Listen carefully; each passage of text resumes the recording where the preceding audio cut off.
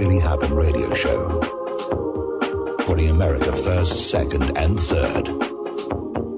Here is your host, Michael Rivero. And aloha, America. Welcome to our show today. It's Tuesday, June 10th, 2014. Getting into the week here. We've got lots of stuff to talk about today. I'm sure you can probably guess what our hot topic is this morning. The phone lines are open, 800-313-9443, 800-313-9443. Sam is sitting in our control room, ready to answer the phone when you call on in. A reminder that our guest in the third hour today is Dr. Peter Glidden from the Longevity company, and we're going to be talking about their supplements and depletion of soil and all the rest of the other issues. But obviously, starting right here at the top of the show, the gun grabbers are out there having orgasms. You know, Paul Revere's riding through the village. The gun grabbers are coming. The gun grabbers are coming. And we've had yet another shooting. All of a sudden, boom, every single day, another shooting somewhere, just hammering the point. Guns are bad, guns are bad, guns are bad. And this shooting is up in Oregon High School, and once again we have a dead student, and the shooter himself is also dead, so no questions can be asked. Same thing we had in Santa Barbara, same thing we had in Las Vegas. It's just a repeating pattern we are seeing over and over again, and there are simply too many of these shootings happening for this not to be a government false flag propaganda campaign to build support for a gun ban. Now, remember, the NDAA, supposedly, in theory, authorizes the government to use propaganda against you, and false flag attacks are a classic form of propaganda. And we have a president who claims the legal authority to kill any Americans he deems need to be killed, even if it's for a staged event. Remember, Roosevelt, when he goaded the Japanese into the attack on Pearl Harbor and didn't tell the Hawaii commanders, he made that conscious decision. He needed a bunch of dead bodies floating around Pearl Harbor to anger the nation into war. So presidents will do this sort of thing. Now, getting back to the situation with the Las Vegas shooting, they're basically trying to link everybody into this thing. They're saying swastikas were found in the apartment of this husband-wife couple, and they're white supremacist and all the rest of this stuff. They're shoveling the bovine excrement with a bulldozer on this one. And I'm expecting to see articles on how this couple, they didn't trust vaccines, they opposed Obamacare, they thought GMOs were dangerous, and they don't believe in human-caused global warming. And they're trying to basically take these shootings and use them to tarnish everybody who's critical of the government or who's pro-freedom and liberty. And they're just, the smear campaign is on. Fox News just keeps coming back to it. They're hammering this thing as hard as they can. Now, aspect of the Las Vegas shooting, Jared and Amanda Miller, that they're not talking about. These were known methamphetamine users. And methamphetamine can trigger violence even worse than an SSRI. But no, it's the guns. They hated the cops. The Gadsden flag and the rest of this stuff. And they're trying to make a big deal over the fact that this couple, Jared and Amanda Miller, were down at the Cliven Bundy Ranch. See how dangerous these people are. But we've got a statement now from Cliven Bundy's son that this couple had shown up at the ranch and were basically asked to leave because they were advocating violence. And it seems to me like these were agents provocateurs because they were going around attracting a lot of attention. And, of course, like anybody else who works undercover for the government, when they need to be conveniently dead, they'll be conveniently dead. That's a message to everybody listening to this show who works for the U.S. government in some undercover capacity. You are disposable. You are expendable. And it sounds like these two were agent provocateurs, and they were used to carry out this cop shooting. Then they themselves were killed, so that no questions could be asked. And the official story is glued in there. And we're already seeing all these articles out there where, they're terrorists. Anybody who questions you're all terrorists. There are 300 million terrorists in the United States of America right now, and we must do something about it here.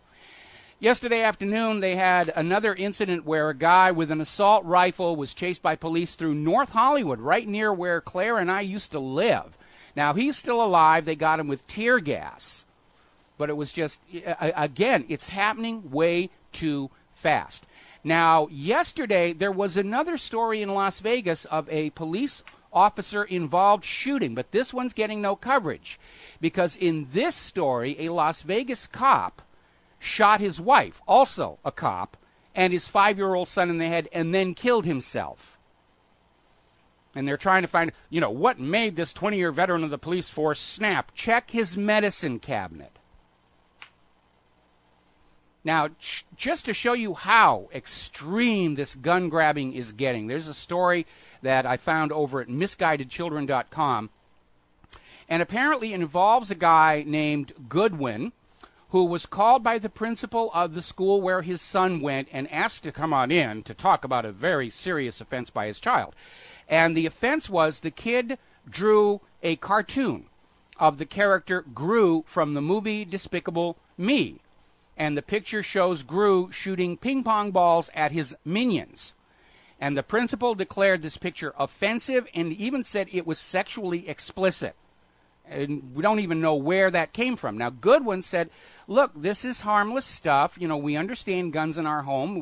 We have gun safety. Our guns are legally registered. I've got a gun permit. And this Goodwin shows the principal of the school his gun permit. Now, Goodwin did not have a firearm with him. He just had the permit in his wallet. Well, the principal calls the police on this guy. He's got a gun permit. He has a gun permit. Now, Goodwin was not arrested, but he is now banned from entering the school grounds unless he's dropping off or picking up his son. Then the police suspend his gun permit and confiscate all of his guns. He hadn't even touched them. That's how extreme the anti-gun agenda is. And this smacks right of this gun bill that Senators Barbara Boxer and Dianne Feinstein are trying to introduce in the Congress, where if you are a legal gun owner and you have done absolutely nothing wrong, the police can still take your guns if somebody says they're uncomfortable with the fact that you have them.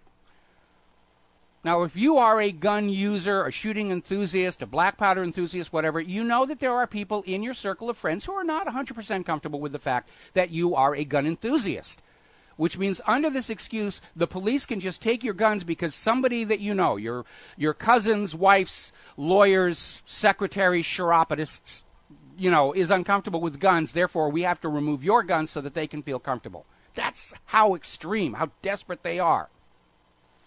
Now, many years ago, when the government was first starting to grapple with the reality that they could no longer lie to the American people with impunity because of the Internet and the blogs and Usenet, there was an attempt by Senator Exxon to pass an amendment to a telecommunications bill calling for government censorship and control on the Internet. And it was preceded with a massive flood of pornography into the Usenet groups, which were sort of a forerunner of web pages.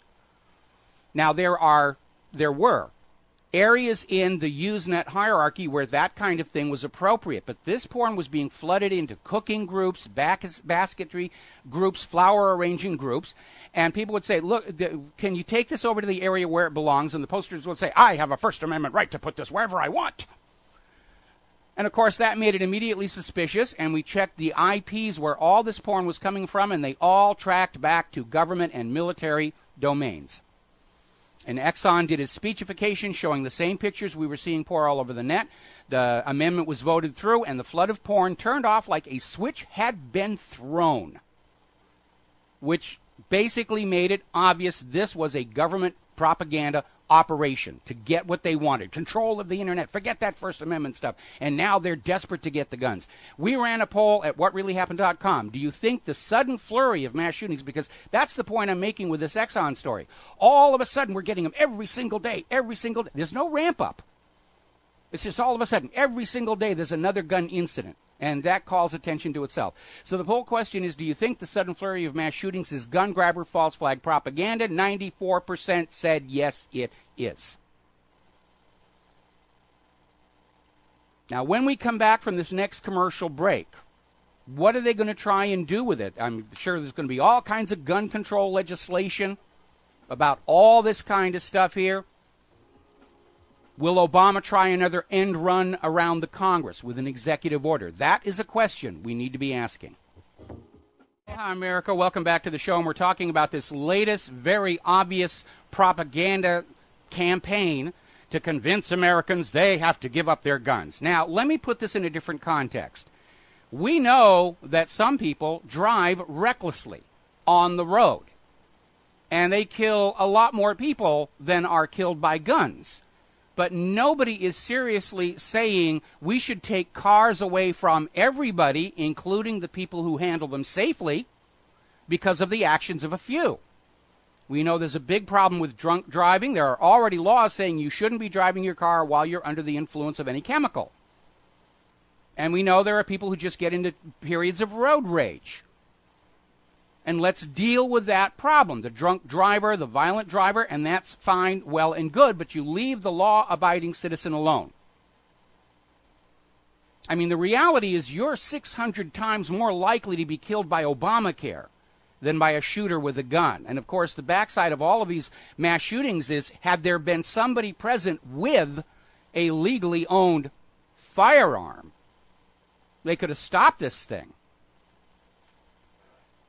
When police stop a mass shooting, an average of 18 innocent people are going to be killed. When a mass shooter is stopped by a citizen with a concealed carry weapon, the average number of deaths is 2.2. And remember, the courts have ruled that the police are not under an obligation to protect you from violent crime. Therefore, you have a right to protect yourself under that Second Amendment.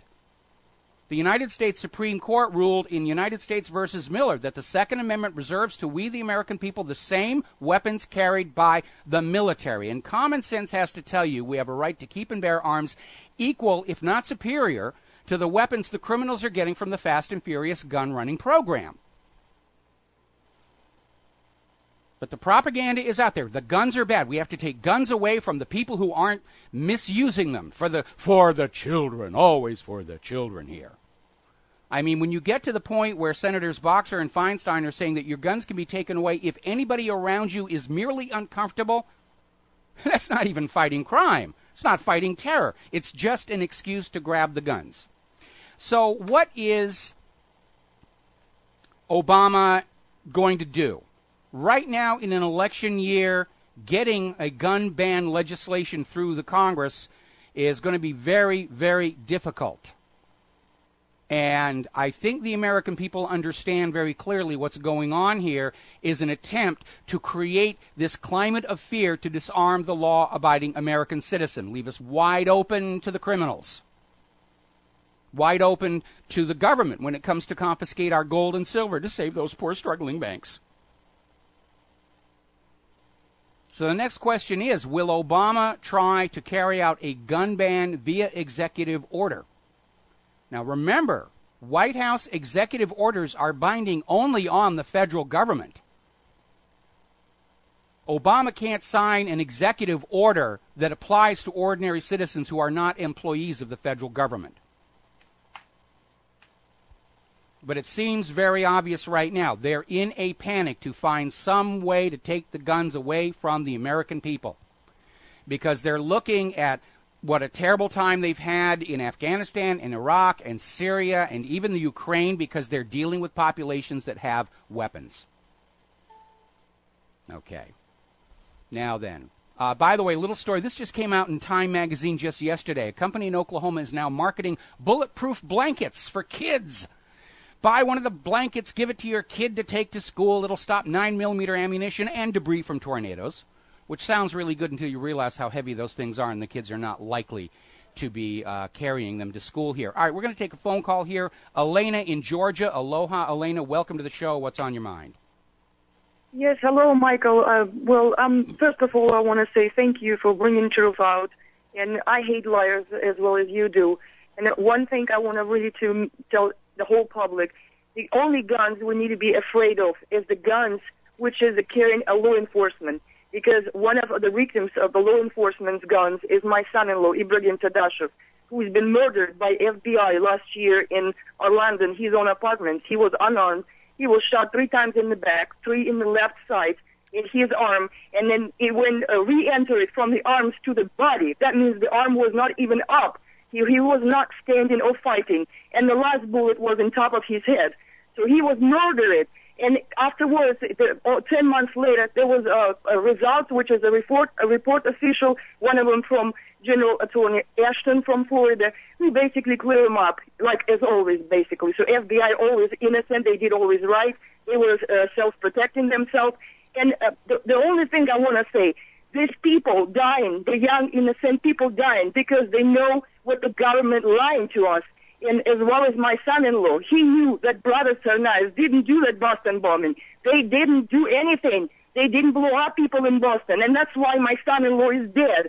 And another friend was kicked out of this country without even being violent persons, without being arrested, without doing wrong something, having green cards on hands. They were kicked off this country for no reason, just because they are witnesses. They knew those guys personally, and they could have been part of defense for Johar, who's been struggling with pain and so much torture in prison more than a year right now without being able to speak to public. And he was actually supposed to be dead. They were working hard to kill him in that boat. They didn't want him alive. They cut his throat. He could not speak to someone. They didn't expect to get him alive, as well as his oldest brother was killed. And that's what they doing to people. They killing them without guns, without shooting that, without any kind of evidence or investigation. And they just blame it on them like they are terrorists, and they threat for us, for all our country. But the real threat is our government. They are real threats. And for most of us right now, it's just scary to open the door when law enforcement will knock on your door and ask for friendly conversation, as well as they did to my son-in-law. And he was such a nice guy, and he knew he didn't do nothing wrong. He opened that door. He let them in. And what does it end up after 4.5 hours interview? They shot him 7 times in his own house. He was not under arrest. He had no guns, no knives in his hands. He never even had them. He never carried any gun. But he's dead. As many people as lately been dead or in prison for no reason, just because they know the truth and they possibly can bring it up. They possibly can speak to media or to public. They have to be harassed. They have to be away from this country so they cannot give any kind of testimonies, which will basically drop the authority of the government, of FBI or CIA. And that's what I'm worried about. I don't want to live in a country where I'm scared, I'm afraid of law enforcement behind my door with the guns and with a government ID, and basically they have a whole bunch of power so they can do anything, like you said. They can do anything they want to just because of Patriot Act. They can kill any of us. I'm a citizen of this country. I spent 6.5 years as active duty soldier in the Army, and I've seen those guys who came back from Afghanistan, from Iraq. Their life is destroyed besides their bodies. Physically they destroyed, and mentally. And what did they do over there? For what? For make those bankers and politicians' pockets thicker, more money. That's what they were there for, because they wanted to run that illusion that we have a terrorist threat. So we have to send our soldiers down there to fight that terrorism. And it's not true. I want people to know that it's not true. This is all right. They're killing us. They're killing citizens, our kids. They're killing our soldiers for their own profit. They want to have more money. They have more power. And that's the only what they're doing to us. They throw the light about everything, like you said, about every little day in our country. They lying to us. And now they're saying, because the people carrying a gun, so we all under the threat. No, because the law enforcement carrying a gun, we're under the threat. That's what I wanted to say. Well, Elena, thank you. That's a very powerful phone call. We have to break, unfortunately, for a commercial, and we're going to let you go here. Please call back in the future. Okay, we'll be right back. Aloha, America. Welcome back to our show here, and what a powerful phone call that was from Elena about what happened to Ibrahim Todashev. And we know the Boston bombing was a fraud, okay? And the clearest evidence of that, first of all, it appears that Tsarnaev brothers were undercover operatives for the U.S. government, who, when the government just needed a couple of convenient dead bodies, they got tagged, just like this couple in Las Vegas appears to have been agent provocateurs. And it is a reminder to those of you who are working undercover for the U.S. government, when they decide that you are the right size and shape for a dead body they need, they will kill you. They have a long track record of it. The reason we know the Boston bombing is a fraud is primarily because of the photographs of the Tsarnaev brothers at the scene where they're wearing gray backpacks. And when you look at the photograph of the remains of the pressure cooker bomb, it's in a black backpack with a white patch, which exactly matches the backpacks that were being carried by these guys in the tan pants and black jacket and backpack. It was like a uniform. If you saw them standing together, they were obviously a unit. So we have seen the government pull these false flags before. Oklahoma City, it's a long. Go back and look at the history of COINTELPRO. They were doing this stuff all the time. Staged the riot at Disneyland to discredit the anti-war movement and so forth and so on. All right, we're going to. Before I get to the phone calls, though, I do want to make another point. We know this government executes people who have embarrassing information. Michael Hastings is a good example. But I'm in agreement that maybe the police ought to be disarmed because lately, as they become more militarized, the number of innocent Americans wrongfully murdered by the police is skyrocketing. The last firm statistic we have here right now is since 9/11, the American police departments have murdered 8 times as many innocent Americans as the terrorists have. All right, we're going to go to the phones. Dan in Washington, aloha. Dan, welcome to the show. What's on your mind? Hey, Mike. So I just wanted to address these shootings and that.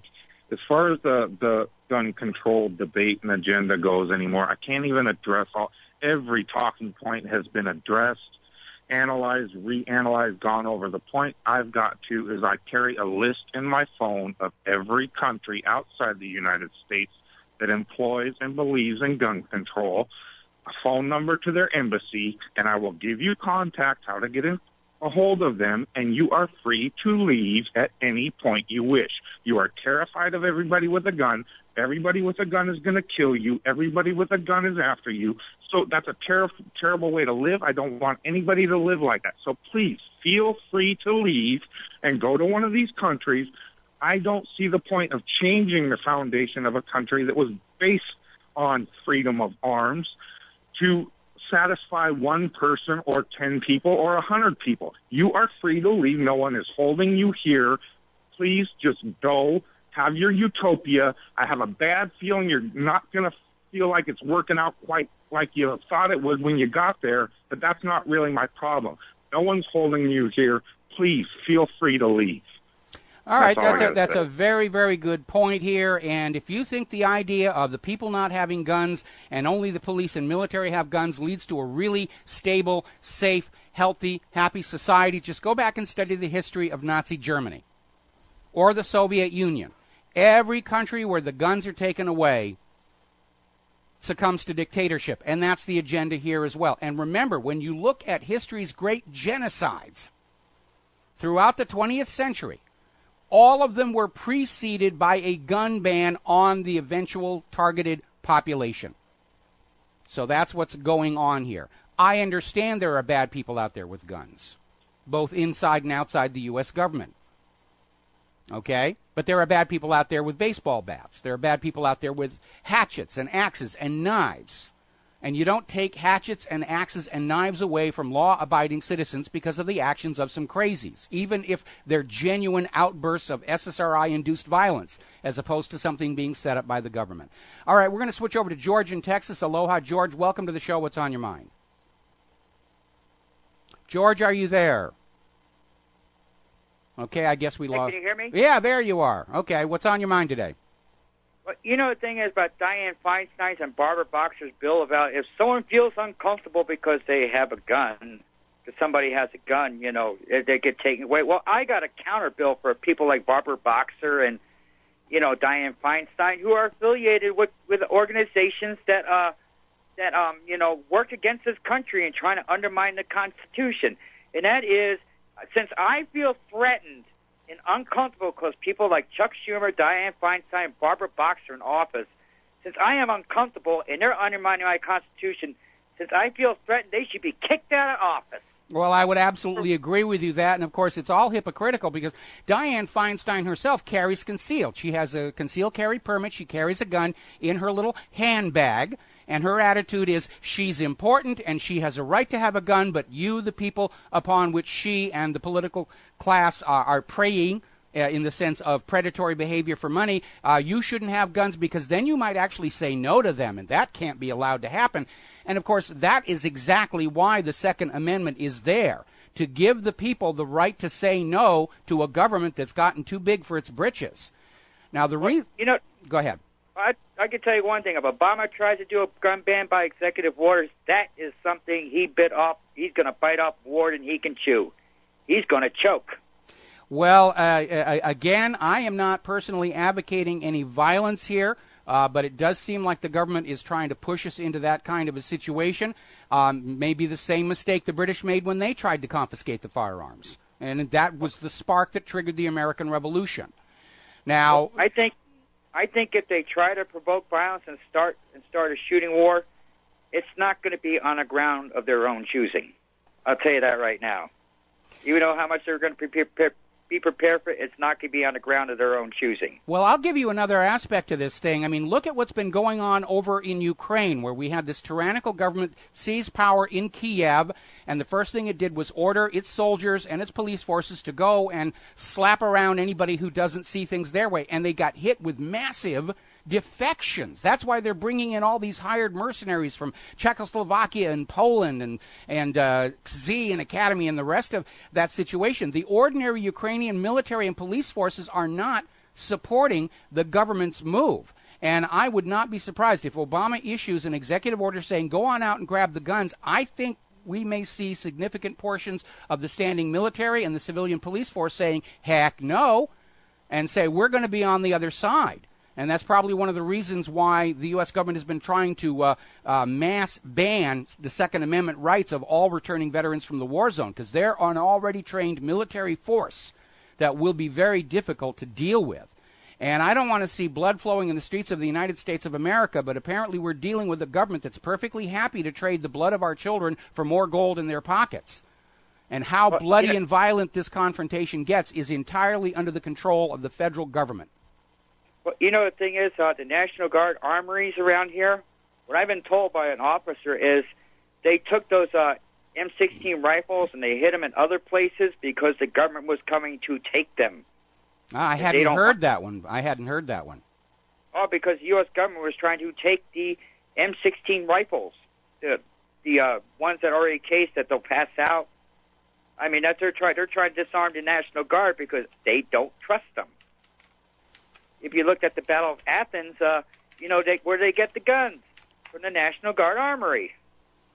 That was something that was never told. Well, it's worth remembering that 80% of the American population own at least one legally owned, functioning firearm. That's a huge, huge number out there. All right. George, I'm going to let you go here. I know we got another caller waiting on the line, but I'm going to take you through the commercial break here. A reminder that the Second Amendment, and the reason the Supreme Court ruled in United States versus Miller that the subject of the Second Amendment is military arms, because the Second Amendment talks about the militia and free states. And when that was written, hunting weapons were a given fact of life. You couldn't limit those without causing people tremendous hardship and starvation. Even during the French and British wars, when the citizens' militia were basically dismissed, they were allowed to take their weapons with them, because if you didn't let them have their hunting weapons, they were going to starve that winter. It was just an automatic given. So the Second Amendment is about reserving to the American people military-class weapons to hold off tyranny in government. If you go back and you read the writings of people like Thomas Jefferson and James Madison, that's what it's really all about, reserving to the American people the right and the ability to say no when government is in the wrong, as it is very much clearly today. By the way, quick program note, Dr. Glidden is going to be with us in hour number 2 rather than hour number 3. He's got his own radio show to go to, so we're moving our little scheduling and planning around here today. We'll be back after these words. Aloha, America. Welcome back to the show here. And Elena, who was the caller in during the second segment of our show here, apparently has a YouTube channel. And we just put a link to that YouTube channel from whatreallyhappened.com, so you can go in. Apparently, she's got a bunch of stuff in there, and she's very vocal and very angry, and she has every single right to be, as do you. You know, anger and hate and rage are getting a bad rap. I mean, we're always hearing from the corporate media and the government, stay calm. Rage is bad. Hate is bad. Anger is bad. Anger has to be managed. Well, screw anger management. I am ticked off. We evolved to feel rage, anger, and hate against those who are a threat to ourselves, our families, and our communities. It's there for a reason. Embrace it. We're going to go to the phones here. Dustin in New Jersey. Aloha, Dustin. Welcome to the show. What's on your mind? Hi, Mike. Yeah, Dianne Feinstein, Barbara Boxer, all the gun grabbers. Isn't it funny how they want to take the guns because of the children over here, but they ain't got a problem sending them over to the rebels, huh? No, they absolutely do not, or giving them to the drug cartels down in Mexico and showering weapons and bombs and drone strikes. It's complete hypocrisy. What's very obvious, I think, to all of us is the U.S. government is now very much afraid of the American people. We have awakened from that dream state that we were kept in for decade after decade after decade, and we see this government and financial system for what it really is, and we don't like it. It's not what the United States of America is supposed to be about.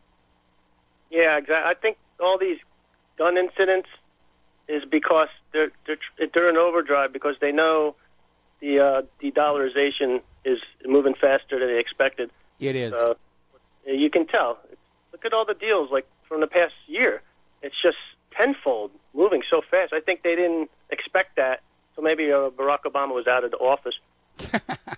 But no, you're absolutely right. They're trying to figure out some way they can take the guns away from the American people before the economy implodes, or get a world war going as a distraction. Because if the economy implodes and the American people are still armed, then we have that constitutionally protected authority to fire the government.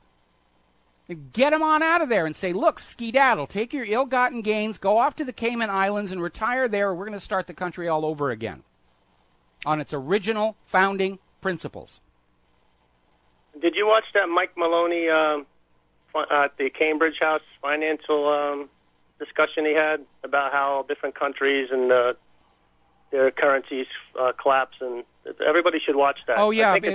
It's an inevitable pattern. Anytime that you have a non-value linked currency, it gets inflated and it collapses. It's automatic. It's built in. The Congress and President Woodrow Wilson, when they voted through the Federal Reserve Act, knew it would lead to the ultimate destruction of this nation.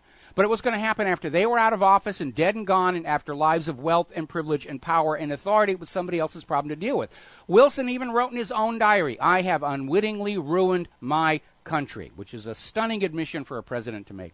All right, Dustin, we're going to let you go. We're coming up on the top of the hour, and Dr. Peter Glidden, and I want to get to a couple of other stories. Obviously, the situation in Ukraine is escalating, despite all the nice rhetoric of His Excellency Poroshenko.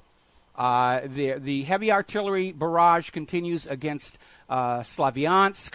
There's a video drive-through bombarded Semyonovka village by one of the Donetsk national representatives. It's a bombardment. They're hitting everything: schools, churches, cars. They're just flattening the place. And the reason it's counterproductive, the eastern Ukrainians are fleeing into Russia. They may not decide that they want to come back. And by the time Poroshenko is proving that he is such a tough guy and a strong leader, by destroying eastern Ukraine, he will have destroyed Ukraine's ability to ever repay all of those loans they're getting from the European Central Bank and the Federal Reserve and the IMF with which to carry this war forward. He's hoisting with his own petard. He's destroying Ukraine's ability to actually generate revenue with which to pay off all these debts.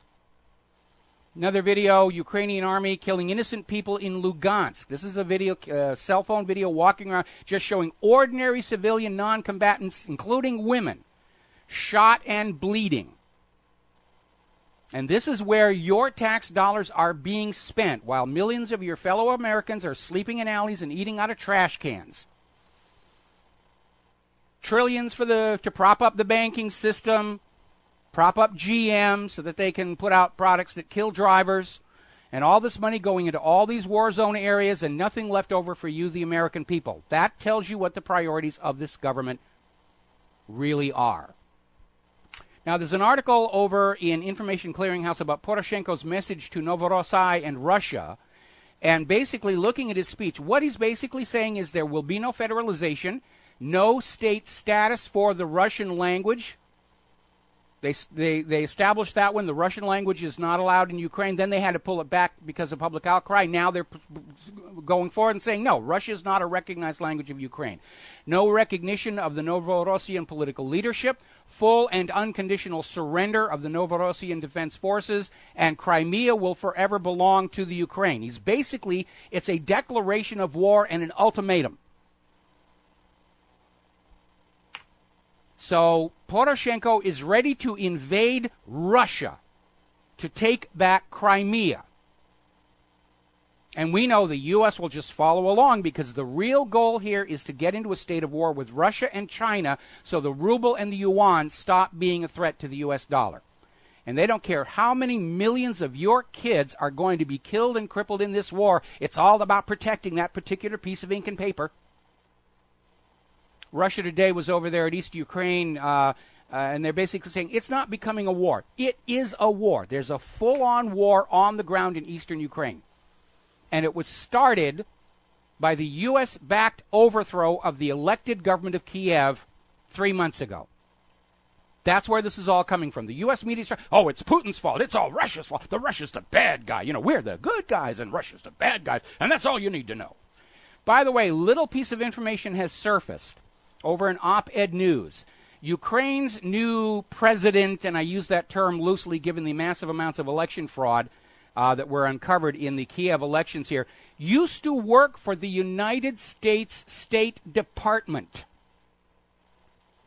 This is a repeat of what we had in Afghanistan, where the installed president of Afghanistan, Hamid Karzai, had previously been a consultant for the Unocal Corporation, who had gone before the United States Congress in the 1990s saying they won't sell us a pipeline right of way through Afghanistan for the price we want to pay. We want you to invade and change the government so we get the pipeline we want. And the U.S. invaded. The oil companies got their oil and gas pipeline, and Hamid Karzai got to be the new president. That's how this is all going on. So now we have a former State Department agent is the newly installed president of Ukraine. Apparently, and I scratched my head, but this was apparently over at the Times of Israel, where the Ashkenazis in Israel are now acknowledging they're actually the descendants of the Khazars and are saying they have a demand to be restored to Ukraine. It's just amazing stuff out there. Another article over at the Daily Sheeple refuting President Obama's lies, omissions, and distortions. Apparently, there is now a sorted, categorized list of over 600 lies told by Obama to you, the American people. And articles are starting to surface saying, obviously, he lied about this, and this is the reason why. Now, something that you're not being told by the corporate media, which is obsessing about all the flurry of shootings and Taco Bell's new burritos and the rest of it. You're not being told the wars in Iraq and Afghanistan are not going very well because the Al-Qaeda forces, that's what they call anybody who doesn't like the United States, have captured Iraq's second largest city, Mosul. They've driven out the American-trained forces. So remember, Al-Qaeda in Iraq is bad, and Al-Qaeda in Syria are good. Just try and keep that sorted out. Going to take a break. We'll be back with Dr. Peter Glidden after these few words. Aloha, America. Welcome back to the show. And joining us on Skype right now is Dr. Peter Glidden from the Longevity Organization, product line, whatever you want to call it. And Dr. Glidden, aloha, and thank you for spending some time with us today. Mr. Rivero, it's a pleasure. Aloha, right back at you. Well, I want to tell you, first of all, thank you very much. It was very kind and generous of you to send over some of your products here. Now, I will start off by saying my wife is far more knowledgeable about nutrition and health, and she's already using your products, and she says she's already noticing a difference in how she feels. And the issue for me that, looking through your literature, that really made a lot of sense is that our bodies need certain elements and chemicals which are no longer to be found in abundance in the food that we buy at the stores, both because it's depleted by the processing for manufactured processed food, and also because the use of too many chemicals on our commercialized farms. Inorganic farms are actually leaching these necessary elements out of the soil and washing them away.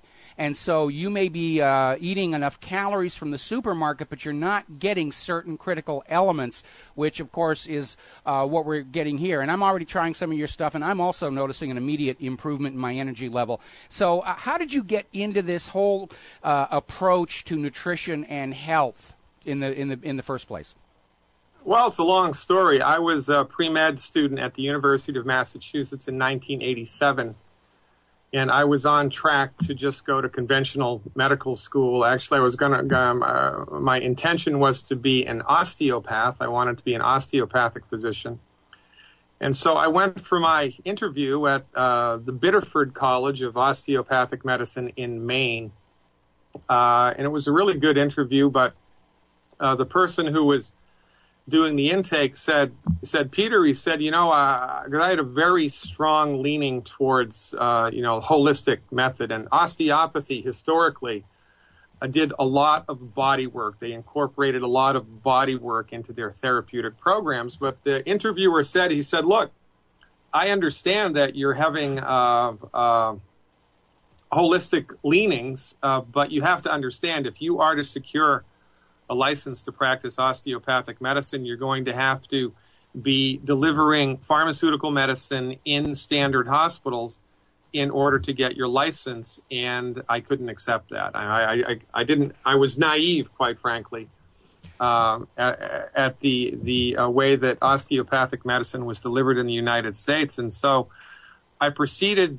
I went back home. I had 4 months left in my 4-year pre-med degree, and I proceeded to get extremely sick. I got really, really sick, and nobody could help me. And this was in Western Massachusetts, by the way, in Medical Education Central. Mm-hmm. I went to see every physician that I could. Nobody had any idea what was going on with me. Nobody could help me.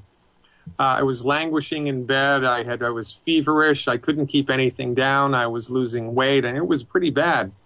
And as fate would have it, at that time in 1987, there were 2 naturopathic physicians in the entire state of Massachusetts. 2, one of whom lived in the same town that I lived. So I figured, well, I don't have anything to lose. Quite frankly, Michael, I was a very arrogant pre-med student. Thought I knew everything. So I said, I might as well go see the naturopath. I have no idea who he is or what he does. So I was carried into the man's office, carried into his office by 2 friends of mine. He laid me down on his exam table, poked around, drew some blood, asked me some questions, gave me a homeopathic medicine, which is 2 little white medicated pellets. He popped them in my mouth and waited for 5 minutes, and nothing happened. He scratched his chin, asked me a couple of more questions, gave me a different homeopathic medicine, by the way, which cost about 25 cents. Mm-hmm. About 60 seconds after that second homeopathic medicine was in my mouth, my body started shaking uncontrollably. I ran into the bathroom and threw up about 3, 4, 5 ounces of this disgusting bilious sludge. And as soon as that crap left my body, mm-hmm. I felt as if a Venetian blind had been unfurled from my toes all the way to my head. I was cured. Mm-hmm. I was cured. I was carried into his office. I walked out of my own volition. I went home, slept for, a long time, 19, 20 hours, woke up the next day, born again, so to speak, into naturopathic medicine. And 4 months later, I was a freshman at one of the only 2 naturopathic medical schools in the country at that time. So my professional career took a remarkable turn, 90-degree turn, in the 11th hour, and honestly, it was the best thing that I ever did. Well, longtime listeners to my show understand why I'm very sympathetic and accepting of these kinds of stories, because many years ago, when I was working in the motion picture industry, I tripped over a C-stand, a little piece of lighting equipment on a soundstage, and because the cameras were rolling, I tried to abort the fall without making any noise, and I seriously wrenched my back, and I was in serious, horrible pain, and I was going to the doctor, and they were talking about putting me on disability, and they loaded me up on all these very expensive medications that kept me doped up, and I really was unable to work anymore. And finally, out of desperation, there was this chiropractic office. And I'd grown up with a family that had a lot of people in Orthodox medicine. Oh, chiropractic, that's snake oil, it's whatever. But I was really kind of desperate because the conventional Orthodox treatment was costing me a lot of money. The insurance wasn't covering even half of it. And so I just went in to see the chiropractor. And after about the third session, there was like this sort of electric thrill went through my body, and all of a sudden I was fine. And I remember going back to my Orthodox doctor and saying, we're done. I don't need any more prescriptions. He goes, what happened? I said, I went to a chiropractor. And you should have seen his face. It was like, burn the heretic, burn the heretic. And my wife went through about 5 years of Orthodox medical treatment over severe joint pain, which we found out she's chemically sensitive to formaldehyde precursors, and more recently to sulfites added to products as a preservative here. And, in this day and age, we're seeing all these stories about these patented medications coming out of the Orthodox, what I call the medical industrial complex, things like Vioxx, they're getting dragged back into court again over. And I think whereas maybe 10, 15 years ago, people would have looked at your approach to good health as being automatically presumed to be some kind of a fraud, I think today people are going to say, all right, we know there's a problem with the profit-driven medical industry, and maybe we ought to be looking at some of these other things. And some of it is so simple. Necessary elements like chromium in your body, and you're not getting it from your food. And like I said, Claire and I both noticed an improvement on all of this stuff that we have here. And it is amazing how even today so few medical students training to be doctors ever take a basic nutrition course. But you are what you eat, and your body does need certain chemicals. And having evolved on this planet, our biochemistry is very much in tune with and using what's available just in the chemistry of Earth itself. And if you're not getting all of that, then obviously things are going to start, malfunctioning, if you will. So when did you start this Youngevity? And by the way, just to be honest with our listeners, Youngevity is an advertiser at whatreallyhappened.com. But I really wanted to get Dr. Glidden on here because of all this concern we have about prescription medications and harmful vaccines, and we've got a whole bunch of those stories we're going to be getting to in the third hour.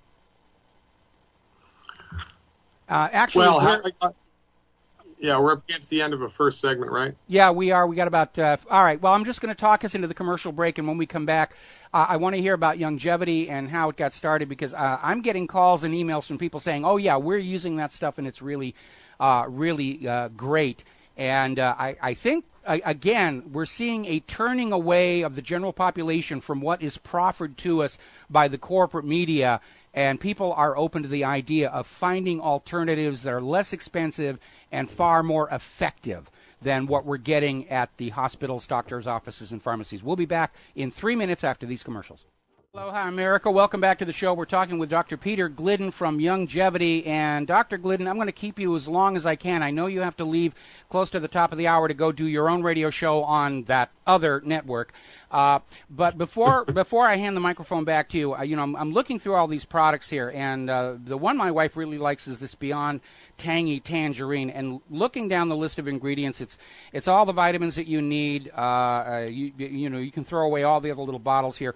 The chromium, glucosamine sulfate, which is good for your joint tissues, and all kinds of things. The one thing I do not see on any of these packages is a patentable molecule. And I want to basically raise a concept that I've talked about a lot on this show, and it's called coevolution.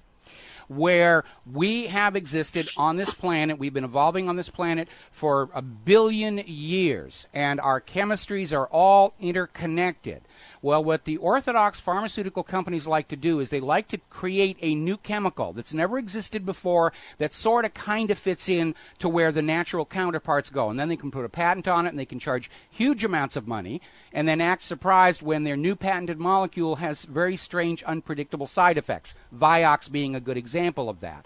And so the importance of coevolution, when you're getting some kind of homeopathic cure or treatment from nature, it's a chemical and a molecule your body is already, we've all experienced it for millions of years, and there's no ugly, ugly surprises.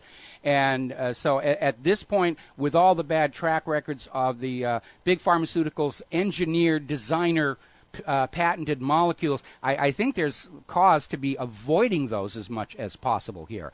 All right, we got a couple of callers waiting on the line. We're going to take them out of sequence here. I'm going to start with the lovely lady Claire, who's calling in on a phone line, not on her microphone here. And Claire, you wanted to say hi to Dr. Glidden. Yes, I did. Dr. Glidden, aloha. Aloha. I wanted to tell you I have begun taking the powdered supplement, which I'm mixing with juice. Now, this is all anecdotal, but I do feel a lot more focused, a lot more calm, a lot more positive, and it really feels like the dietary needs of my body are being met by this product.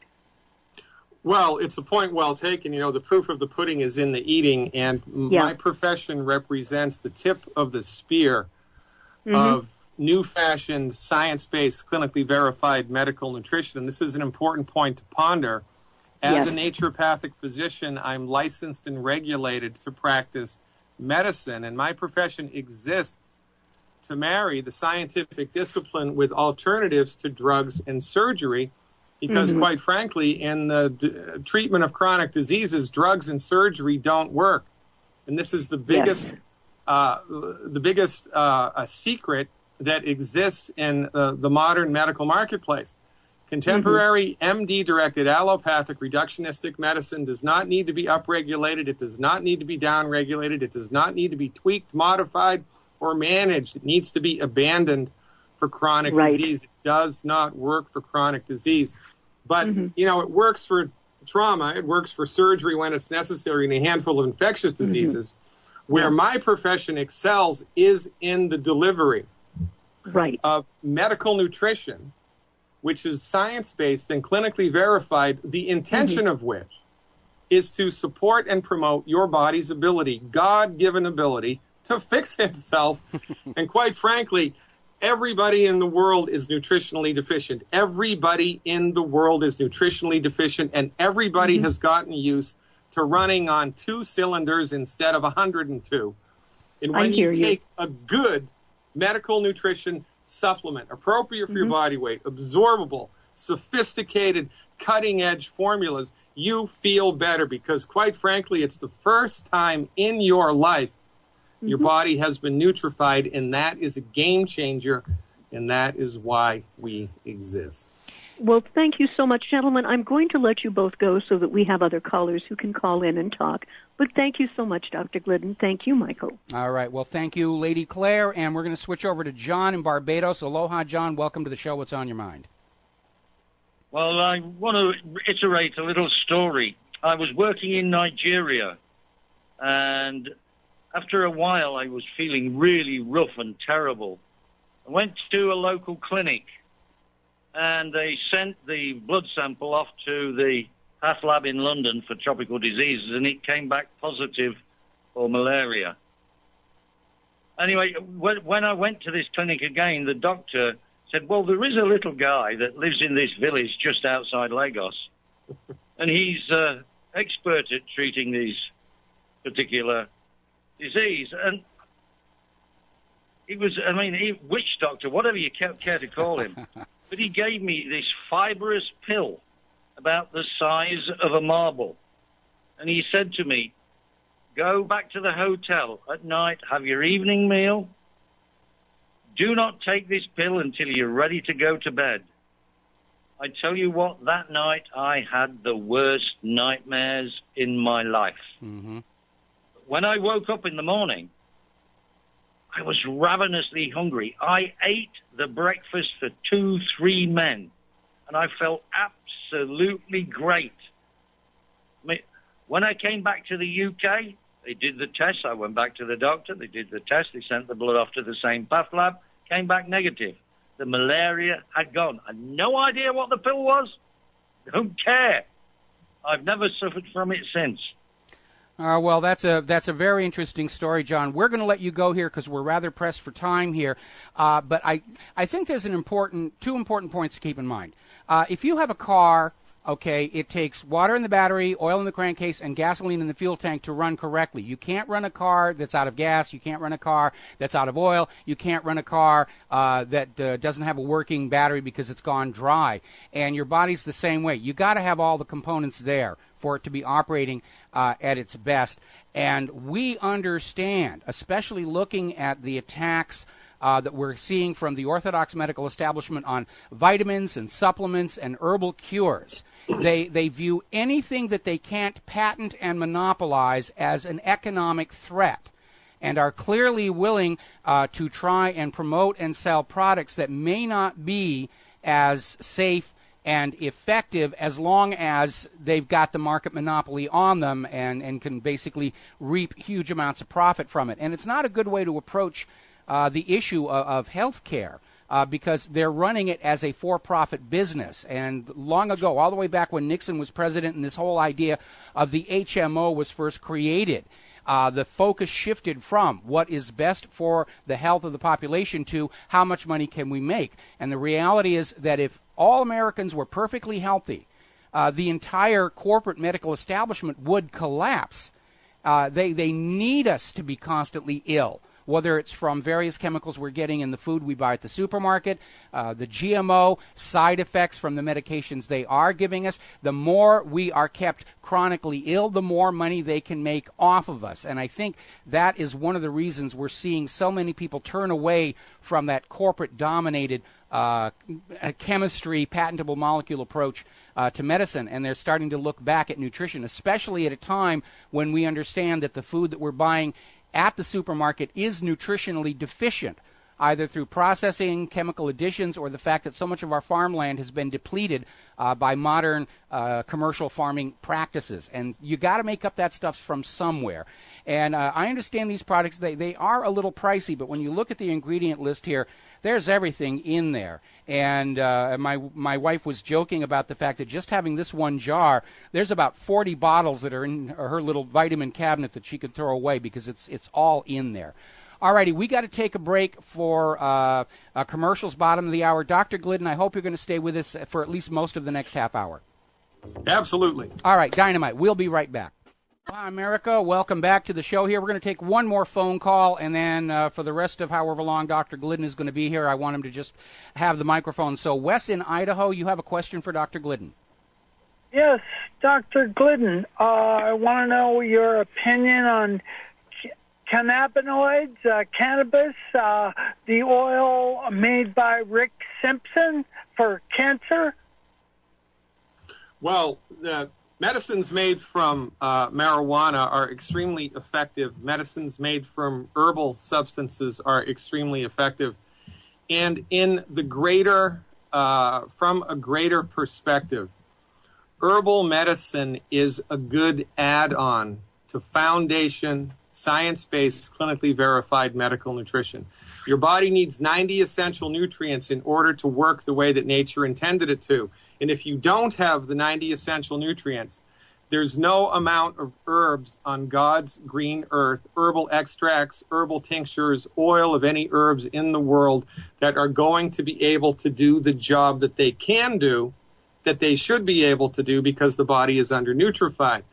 So, you know, in a perfect world, medical marijuana would be more widespread. Holistic medicine would be more widespread, but we do not have a free medical market. We do not have a free medical market.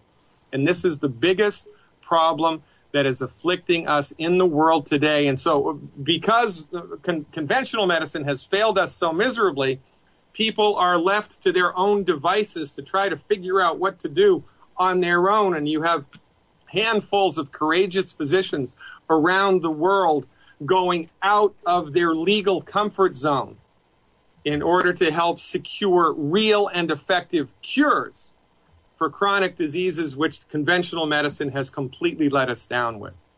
All right, well, Wes, thanks an awful lot. We're going to let you go here, and I want to basically have it just Dr. Glidden and myself for the rest of the show. And before I hand the microphone back on over, again, we are discovering there are all kinds of things out there in nature that can be very effective treatments, but the current business model is it has to be unique, created in a lab, and patented to guarantee a market monopoly. And by the way, the United States is one of only 2 industrialized nations that actually allows TV advertising for prescription drugs. All the other countries have banned it. It's not a good way to get the medications to the patients who need it. They just put out these very expensive commercials, and people say, oh, this is just what I need. And they go on down to the doctor and say, write me a paper for that. I saw it on TV. And the doctor says, all right, I'll write the paper. And it's all driven by money, and it's all about selling product. And again, in dealing with the joint pain issues that my wife had, we discovered it wasn't something she needed to be taking. It was something she needed to be avoiding. And that concept apparently never occurred to any of her doctors over 5 years that we were dealing with this whole thing. Anyway, Dr. Glidden, I've yacked enough here. I'm going to turn the soapbox over to you, but it just makes common sense. Your body needs certain chemicals and nutrients. They are not getting them from our modern social economic reality. We know that the American diet is highly acidic because of over-processing and chemicals, and we know that triggers all kinds of ailments for which the pharmacies will sell you another pill when simply alkalizing your diet would make it. It's all about finding a way to make more money off of you. Dr. Glidden, the microphone is yours. Well, from the greater perspective, Mr. Rivero, and I appreciate the platform very much. The problem here is one of perspective, right? Number one, we don't have a free medical market in the United States. We don't have a free medical market in the European theater. We don't have a free medical market in Canada. For the last almost 100 years, the delivery of medicine has been monopolized by the pharmaceutical industry and the allopathic medical profession. Your MD may be the nicest person God ever created, but your MD does not know what's best for you. Your MD only knows what they've been trained in. And as it turns out, what they've been trained in is just one small piece of the pie of medical science. It's referred to as allopathic reductionism. Your medical doctor does not practice medicine. Nobody does. Medicine is a giant domain. Allopathic, MD-directed, pharmaceutical centrist medicine is one piece of the pie of medicine.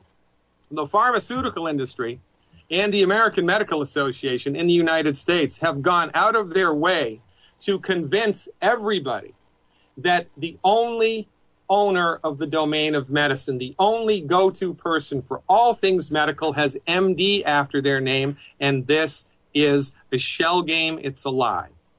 Your medical doctor is trained in a reductionistic form of medicine called allopathic medicine. And allopathic medicine espouses a very unique, old-fashioned, outdated, and dangerous philosophy.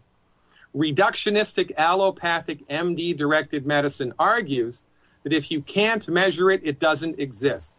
Since nobody has ever dissected the soul out of a human body or seen it with an ultrasound, a CT, or an MRI, to the MD, it does not exist. And if it does not exist, it does not exist. The MD is trained to believe that your body is a biochemical bag destined to break down. And when something does go wrong with your biochemical bag, it is not the MD's job to cure the condition. It is the MD's job to manage your symptoms with man-made synthetic drugs sold at a profit until things get so bad that you need surgery, and then more surgery, and then more surgery, and then you die. And listen, quite frankly, facts are a stubborn thing. You're welcome to your own opinion, but not your own set of facts. The leading cause of death in the United States is MD-directed medical therapeutics, and the leading cause of bankruptcy in the United States is MD-directed medical therapeutics. What's the most expensive type of medicine? The one that does not work. We need perspective here. We don't have perspective. Your medical doctor is awesome when it comes to emergency medicine, when it comes to trauma, when it comes to surgery when it's necessary, and a handful of infectious diseases. But that's it. While we have been under the sway of the MD and the pharmaceutical industry for the last nearly 100 years here in the not-so-free world, chronic disease is escalating. Alzheimer's, risen from obscurity to become the 6th leading cause of death. Autism jumped from 1 in 20,000 births to 1 out of 80. High blood pressure, pun intended, on the rise. Arthritis on the rise. Life expectancies getting shorter. How can all of these things be happening in a modern society which espouses to bring to the marketplace the best that medicine has to offer because it's a monopoly? And nobody is telling it like we tell it. The medical system does not need to be upregulated. It does not need to be downregulated. It does not need to be tweaked or massaged. It needs to be abandoned. Because for chronic disease, it does not work. It doesn't work. MD-directed allopathic medicine for chronic disease doesn't work. And there is something that does work, and that's holistic medical nutrition. And that's what we bring to the table. That's what we talk about. That's our specialty. And that's what we're going to get into in the meat and potatoes in the next segment, God willing, and the creek don't rise. Well, listen, the failure of reductionism, and we're seeing this not only in the orthodox medical establishment, but even in the GMO technology, is this idea that there is a single thing wrong in the organism. We will go in, we will correct that, and then assume that what we have done has no impact or influence over the rest of the body. That's the reductionist point of view. And yet we know from all unexpected side effects, both in pharmaceuticals and in GMO, that's not true. The organism as a whole is going to respond to everything that's being done to it. And along with Alzheimer's and various other illnesses, autism is very much on the rise in this country. We've got the most expensive medical care on earth, and it's ranked something like 33rd in quality. Cuba's got better medical care than the United States here. And that's because it's all driven by the money junkies who are looking at profit and ways to maximize the profit. They don't need you healthy, because if you're healthy, they can't make money off of you. Nobody's really looking for cures for cancer or AIDS. They're looking for treatments, because if I cure you of your cold, you're gone and I don't make any more money off of you. But if I treat your symptoms month after month after month, then you are a reliable source of revenue flow coming in here. We're coming up on our last commercial break, and we're going to finish up to the top of the hour with Dr. Peter Glidden. And like I said, I understand you may have to bail on us a few minutes early because you got to go and get ready to do your own show. We'll be back after 4 minutes of commercials. Hello, America. Welcome back to the show. We're talking with Dr. Peter Glidden, and before I give the microphone back to you, I do want to reinforce something Dr. Glidden said. Your average street-level medical doctor is not an evil person. They have been trained by the medical school to think in terms of pushing the product. We know the pharmaceutical industry is very generous in supporting the medical schools and in shaping their curriculum to basically serve the product here. Now, remember what I was saying before about patentable molecules? They all want patentable molecules. Ever hear the phrase patent medicine? From the days of the traveling Wild West medicine shows where they'd drive into the town, they'd sell the bottles, Dr. Mike's patent elixir in here, and patent was supposed to mean that it was really good. They're still playing the game. They want to sell something that's patented where they're the only one selling it. And they don't want to spend any time in research on nutrition or treatments or cures that involve stuff you can grow in your backyard, because then they don't get profit from it. And that bias alone is why there are so many problems with pharmaceuticals and orthodox medical treatments in the United States today. They're pushing stuff that they own and can monopolize rather than what may be best. Dr. Glidden, the mic is yours until you need to leave. Dr. Glidden, are you there? I had my mute button on. Okay, there we go. For a moment, I thought those gosh darn cyber criminals had gotten to you. You never know. Yeah, they're working for Merck. Everybody is, and it's an interesting thing to talk about, right? And we don't have the proper education to make these distinctions about the different types of medicine that are available. All we've been told by the pharmaceutical industry and the American Medical Association for the last 100 years is that everybody but them is the back of the bus quack with substandard dangerous training, when exactly the opposite is true. The leading cause of death in the United States is MD-directed medical therapeutics, and the leading cause of bankruptcy is MD-directed medical therapeutics. MD-directed medical therapeutics for chronic diseases do not work, and they should be abandoned. I'll give you a perfect example, heartburn. Your medical doctor will tell you that heartburn is caused by too much stomach acid, but they will not be able to tell you what causes the body to make too much stomach acid. Well, I'm here to tell you that it's impossible for your body to make too much stomach acid, and that heartburn is not, in fact, caused by too much stomach acid. It's caused by not enough stomach acid. But when one MD tells another MD, and then their professors tell the students that heartburn is caused by too much stomach acid, it becomes reality by consensus. Everybody toes the party line, and nobody questions authority. This is the biggest problem with the education of an MD in the United States. They don't teach people to open their minds and to investigate objectively and scientifically. They teach people to toe the party line. If your body is deficient in calcium, and if your body is deficient in salt, that's right, I said it, salt, your stomach will not be able to produce nor excrete stomach acid in adequate amounts. It needs salt and calcium to do that.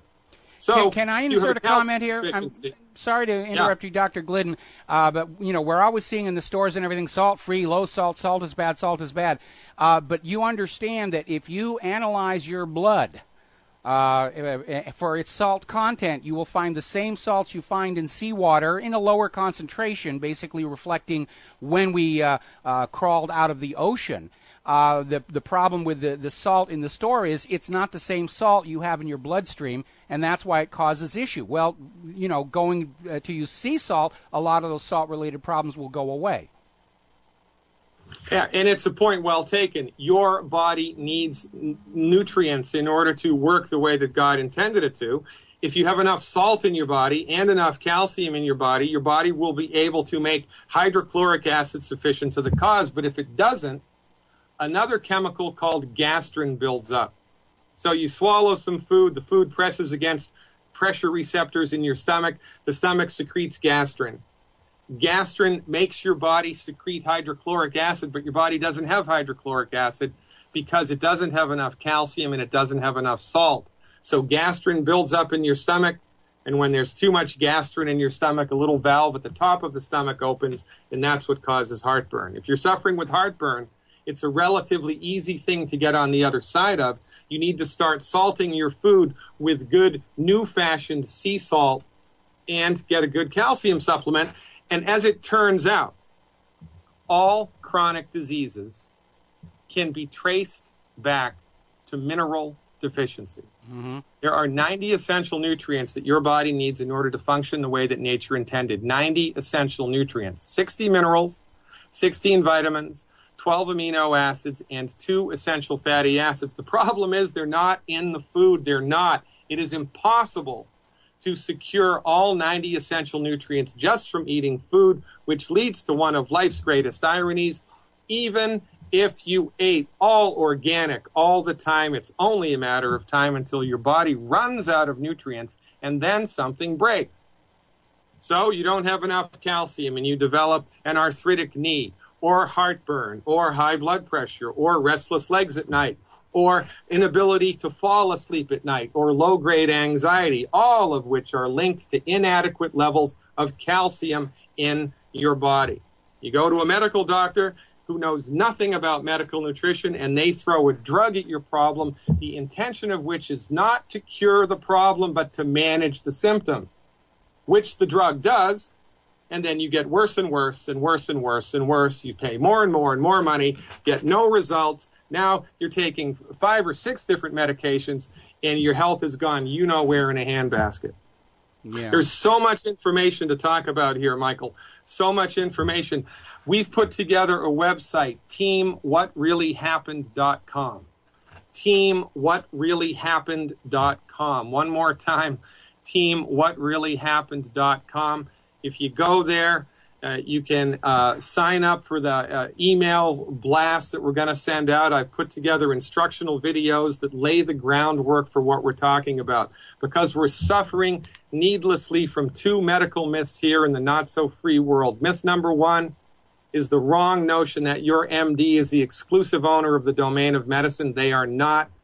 Myth number two is that healing is a complicated, sophisticated process that should only take place in multi-million-dollar high-tech facilities. Well, I've got news for you. Surgery is complicated. Healing is easy.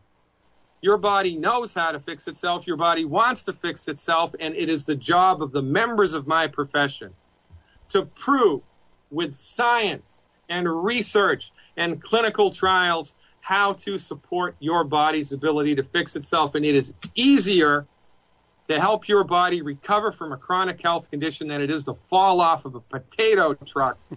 But we need knowledge, we need information, we need to understand what's going on. And that's why Youngevity was set up as a grassroots coalition. Youngevity exists. Youngevity is an international nutritional supplement company, the intention of which is to disseminate information to whomever wants to listen about science-based, clinically verified alternatives to drugs and surgery. Because in the final analysis, your body wants to fix itself, and when you give it its due, you feel better, your body optimizes its structure and function, and all of a sudden, life gets good again. TeamWhatReallyHappened.com is the place you want to go for more information. Knowledge is power. You want to join a real health revolution? Check us out. All righty. Well, we're here basically at the top of the show. I know that you need to head on up and do your own radio show. But again, I think as the people of the world are awakening to the reality of the amount of deception they're getting from corporate media and government, how it's all designed to maximize profits and tax revenues, I think people are much more open and receptive to considering the idea that it is their right to be making their own choices about their medical care. I know that's certainly contrary to what we're getting from Obamacare, where the government gets to make all these decisions about you and charge you heavily for it. But it's your body. And if there is a fundamental human right, it is that you get to decide what is best for your own person. We got to take a break for our top of the hour segment, and we'll be back with hour number 3 after these few words. And aloha, America. Welcome back to our show, hour number 3 here. We got a lot of stuff to cover before the end of the program here. There's a lot of stuff going on here. Article about over in RINF.com about more U.S. covert actions in Pakistan, Yemen, and Somalia. By covert action, they mean more drones going in, killing more people, terror suspects who are on the suspect list only because somebody who wanted to get rid of them ratted them out.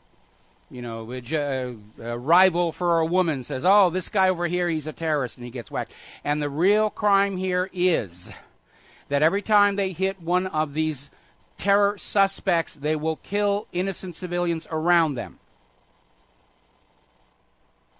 And we're supposed to get really upset about, you know, one guy getting killed at a school in Oregon today. And we should, especially if it is, in fact, a government false flag. But every time we have somebody coming out here, one of the gun grabbers are out there and they're saying, oh, we have to ban guns, it's for the children. Well, you know, look at all the children they are killing around the world. Now, there's an article over in the Christian Science Monitor about a possible surprise in the Iran nuclear talks.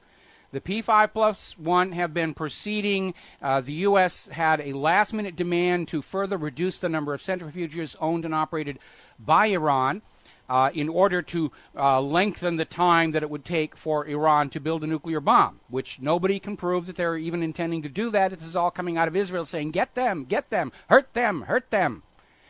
But apparently the U.S. has sent in a new representative for negotiations with Iran that may presage reaching some kind of a deal to basically call off any further sanctions on Iran And maybe it feels a little bit like there's a bit of a back-off going on here. And I think the reason for that is the wars in Iraq, Afghanistan, Syria, and Libya are going very badly right now. As we mentioned earlier in the show, the Iraqi insurgents, meaning the people of Iraq who want their country back, have now captured Iraq's second-largest city. And the U.S. trained forces on the ground are unable, or to be blunt, unwilling to stand up against their fellow Iraqi people, which is what we're really talking about here. And the United States is in a very awkward position. They very well can't say we need to invade Iraq all over again, just like they can't invade Libya all over again, just like they can't invade Afghanistan all over again. And it looks like the war agenda has come off the tracks. And maybe, fingers crossed, the more prudent and wise leadership inside the government is realizing it's time to pull the plug and cut U.S. losses before we wind up in a full-on nuclear war with Russia and China. Because at this point, looking at how long the completion of this Bretton Woods petrodollar agenda is going to take, especially involving confrontations with Russia and China, they can't hold the economy together long enough to finish it. The economy is going to implode long before they can complete this war agenda. So maybe they're going to pull back and say, all right, we got to start dealing now with riding out the economic collapse, which means making sure the American people don't fire everybody for putting us in this mess. Up in Afghanistan, 5 special operations soldiers, U.S. special operations soldier, killed by friendly fire. Apparently one of the U.S. warplanes accidentally dropped some bombs on our kids over there. Whoopsie! Now, over in Syria, their government has begun releasing prisoners captured during this last 3 years of an attempted coup d'etat by hired mercenaries working for the United States. And this was a promise Assad made. And now that he's won re-election with overwhelming voter turnout, they're starting to release the prisoners. Now, there are 2 important aspects to this you need to keep in mind. For one, Syria has a president who actually keeps his promises. That's historic. We could use one of those ourselves here in the United States of America. In fact, I don't think the United States has had a president who actually kept his promises since Andrew Jackson kept his promise to shut down the Second Bank of the United States. Now, the second aspect is a general release of prisoners is a clear sign that from the point of view of Syria's government, this war is pretty much over, and the U.S. proxies lost. And again, how is the United States going to sell to the American people that we need to send our kids into Syria and get that Assad just because he won re-election is no reason for us to let him stay in power? The issues are far too important to leave up to the Syrian voters, to paraphrase from Henry Kissinger when he was supporting the overthrow of Chile's elected government. Now, Qatar is out there urging the United Nations Security Council to impose a Syria ceasefire. Now, obviously, a ceasefire now, the only ones it's going to help are the remnants of the hired mercenaries who are losing badly. So I'm not sure exactly what the agenda here is. It may be an attempt to simply prevent the total rout of the attempted coup d'etat. So the corporate media can say, well, the issue was never really resolved. There's still unhappy Syrians and so forth and so on here. Article over at Aleppo News talking about how people's destinies are at the mercy of false reports. And they're basically going on about Colin Powell, who got up in front of the United Nations with a little tiny glass vial of white powder, probably powdered sugar, said, this is anthrax, and in the hands of Iraq it could kill everybody in a city, and that's why we have to invade. Well, Colin Powell's now a private citizen, and he has not been shy about saying, yeah, we were just making it up. And he's being treated like he's some kind of a virtuous man for admitting now what we knew back then. He was lying. Oh, isn't Colin Powell a swell person? He admitted that they were just making it all up, when we already know that. And do you remember when he was out there with all these claims about mobile biological weapons laboratories and attacks on Europe in 45 minutes and nuclear weapons and anthrax and the rest of it? And those of us out here who were saying, absent proof, we don't believe what he's saying, how we were smeared and attacked, and you're un-American and you're pacifist and you're aiding the enemy. And we were the ones telling the truth. And when Colin Powell basically comes out and says, yeah, they were all right, we were lying all along, he's treated as the hero. Very bizarre set of priorities in our social media fabric here. Daniel Ellsberg has gone public with the revelation that at one point in the Vietnam War, when the U.S. was very obviously losing and heading to that final route from Saigon, that apparently the U.S. government seriously considered using nuclear weapons. I know that during the Korea conflict, there was serious discussion about the U.S. using nuclear weapons. The attitude was, we've got the biggest stick on the planet, we might as well go ahead and use it. And it's a reminder for all this talk about Iran's nuclear weapons and Iraq's nuclear weapons and Syria's nuclear weapons and whatever. One and only one nation has ever actually used nuclear weapons of mass destruction against the civilians of another country. And that nation who did that is the United States. The United States are the only ones who've actually done it. But we're supposed to be worried about Iran and the rest of it here. All righty, getting on to some economic news here before we reach the end of the show here. There is now talk about possibly starting to forgive some of these really huge student loans, which will help ease these kids' debt load. Frankly, I think a lot of this debt ought to be just completely written off. France is saying, yeah, it's all made-up debt from this private central bank. It doesn't exist. The money never existed. It's all just a bookkeeping entry. Write it off. Let's have a modern jubilee and restart all the economies. And, of course, the money junkies are going, no, you can't do that. You can't do that. If I don't have a bigger pile of money to roll around on, I won't get any sleep tonight. We're going to take a break for commercials, and we'll be right back. Aloha, America. Welcome back to the show. We're going to take a quick phone call here. Dan in Calgary. Aloha, Dan. Welcome to the show. What's on your mind? Michael, I phoned you before, but I just wanted to say I think you're doing a great job. I mean, I was listening to you here, and you pissed me off so bad. You make me laugh as well, because just the way you present the topics and stuff, you just want to just scream because you're so accurate. And I just want to say good job, because I don't think you get enough credit for what you're doing. And I know you're not rolling in millions like that idiot Rush Limbaugh, but I think the United States and the world needs more of you guys out there, as opposed to clowns like Hannity and the rest of these fools out there. And I just want to congratulate you and tell you to keep it up. I really appreciate it. Thank you very much. I appreciate the kind words there. And it's all about staying on the mission. And the mission, of course, is keeping the people informed, keeping them skeptical, keeping them asking questions, and mostly heading off this world war before it reaches that all-out nuclear confrontation. Because even if I had Rush Limbaugh's millions, what good would it do me if we get into a nuclear war? It's all going to be just falling apart.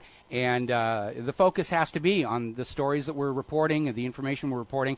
And I goof around a lot, and I'd be joking and up about it, because otherwise you're right. Everybody would just be screaming from rage and frustration over how it just keeps getting worse and worse and worse, and nobody inside the government or the corporate media wants to even acknowledge there's a problem, because they're just in service to their agenda of complete domination and control and looting of the people of this country to make the private bankers happy.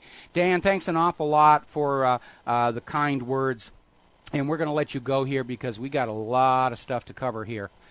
All righty, story about Too Big to Sue. This came out of RINF.com. And it's simply underscoring the fact that all these years after the collapse of the mortgage-backed security fraud triggered the implosion of the U.S. economy, the United States Justice Department is still acting and outright saying that the large Wall Street financial firms are simply too big to prosecute. Oh, they've got more money for lawyers than we do. There's not much point in arresting any of those people. Well, isn't that your job, Mr. Holder? to go after the criminals who cause so much damage? Or is the Department of Justice only going to go after small fry people who hold up convenience stores and things like that? Are you that terrified of the bankers?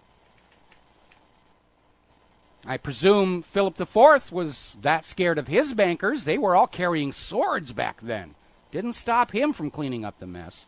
Anyway, supporting that allegation that the Department of Justice is still doing the nudge, nudge, wink, wink, say no more toward Wall Street, there's another story from RINF.com about how a federal appeals court has overturned a 2011 decision to reject a wrist slap deal between the Securities and Exchange Commission and Citibank over some of these fraudulent mortgage derivatives.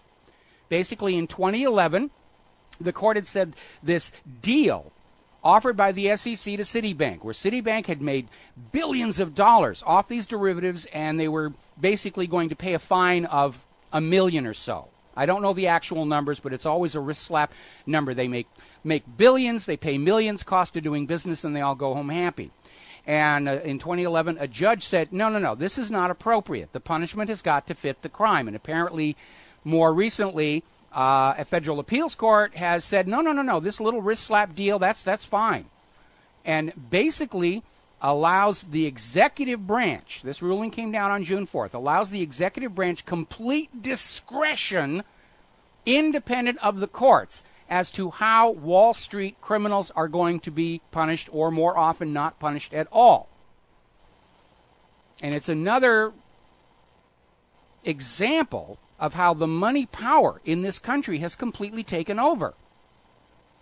If you have lots of money, you can do whatever you want. And the Department of Justice will cower in fear in front of you, which makes them pretty darn useless as far as I can see. Another article coming out of Investment Watch blog, as the dollar collapses, bankers are taking measures to protect themselves. They're trying to move into hard assets. They're trying to move into foreign currencies. And what this article is focusing on is this sudden growing trend of banks to start dipping into your money. The European Central Bank has established negative interest rates. And we're already finding out they have already put in capital controls so that people can't just remove all their cash from the banks. Yes, you will keep your money in the bank, and you will let the bankers take part of it. Because the bankers are holy, the bankers are sacrosanct. You dare not be a banking heretic, we will burn you at the stake. And of course, the fly in the ointment is Russia and China and all of the nations that together with them are starting to bypass the dollar as the international trade and reserve currency. And there is the fatal flaw in the current war and economic agenda. Because in this modern age of instantaneous global financial transfers, there really isn't a need for a single internationally accepted currency. And these other countries realize that. And the United States financial system got lazy. Ever since Bretton Woods, the money was just pouring into their pockets because they were getting a piece of the action of commerce all over the globe. Somebody was borrowing, they got a piece of the action. Somebody was buying across borders, they got a piece of the action. And they got lazy. And that's why they let manufacturing decline. That's why they offshored all the high-paying manufacturing jobs to other countries. That's why they stopped investing in new product and new technology development in the United States of America. They didn't need to. They were getting rich. Just sitting back at their country clubs and saying, isn't this a wonderful system we have? And now that the world is turning away from that system, from Bretton Woods and the petrodollar, they're stuck. These money junkies don't know how to set up manufacturing plants. They don't know how to lay out the floor and make a quality product anymore. They're in a panic. That is why they're resorting to the threat of U.S. military attack to keep governments around the world and banks around the world using the U.S. dollar. If you don't use our dollar, something bad going to happen to you. We send out the enforcers. Down in Australia, there's another scandal of bank accounts being raided by the Australian government. They passed a law saying that money that sat in a bank account for 3 years was presumed to have been abandoned. and the government could then confiscate it. The problem is there were people who had retirement savings in long-term savings account. They weren't adding to it, but they weren't taking it out, but it was an active account for their retirement. And these people are in Australia are retiring. They're going to the bank and saying, I need some of the money. And the bank's saying, sorry, the government took it. Was dormant for 3 years. That means, they assumed you had died or gone off someplace else here. So they're already looting the bank accounts of society's most fragile population, the retirees and the pensioners. Anybody who was saving for a rainy day and just left the money sitting in the bank to gain interest and didn't touch it for 3 years, that money is now gone. So, over at the Wall Street, their editor, Paul, I guess it's pronounced Gigot, apparently argued in an editorial yesterday that minimum wage should be kept low because it will teach workers that they do not want to work low-wage jobs. That's his rationalization for keeping the minimum wage down. So my response is, dear moron, we the people don't need to be taught that we do not want low-wage jobs. We are already smart enough to know we want high-paying jobs, but the high-paying jobs have been shipped to other countries by your fellow Wall Street money junkies. The only thing poverty is going to teach us is how to build guillotines. So, I'm going to take a break for commercials, and we will be right back. Aloha, America. Welcome back to the show here. And I'm getting another report about what happened up in Mosul in Iraq. And apparently the U.S.-trained forces didn't even stand and fight. They fled. They ran. Now, of course, from the point of view of the U.S., those cowards, how could they not do that? But what's going on is the same thing we saw in Ukraine. This isn't Al-Qaeda and U.S. and right and wrong. This is Iraqi being asked to shoot and kill fellow Iraqis. And it's a tough, tough sell. And the insurgency in Iraq is basically the people of Iraq wanting to take their country back from their U.S.-approved puppet regime. Same thing Iran did in 1979.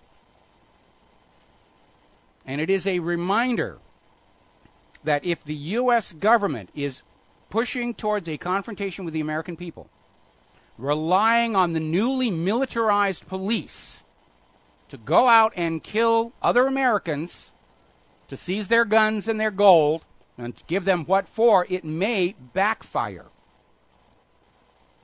Desertion has become a major problem in Ukraine and Iraq among the indigenous. They don't want to have to shoot their friends and neighbors. Anyway, let's see. Austerity forces British children into record levels of poverty. It's austerity. We must take more away from you to give to the private central bankers because of that machine they have that by design makes more debt than money with which to pay the debt. And the only way to fix that is we have to take more away from you. That's what austerity is. No, it isn't. Austerity is when you yourself decide you want to live a simpler, less expensive lifestyle. That's austerity. When the government comes in and makes you live a simpler, less expensive lifestyle, that's dictatorship. We're at the point right now where even though I count a master of a temple, of the Knights Templar, in my ancestry, I'm beginning to understand they did not get half the kicking around they deserved. And I'm starting to look at that whole episode in history from the point of view of Philip IV and thinking he had the right idea. Because the Templars had succeeded in getting around the church's ban on usury and plunged Europe into hopelessly unpayable debt.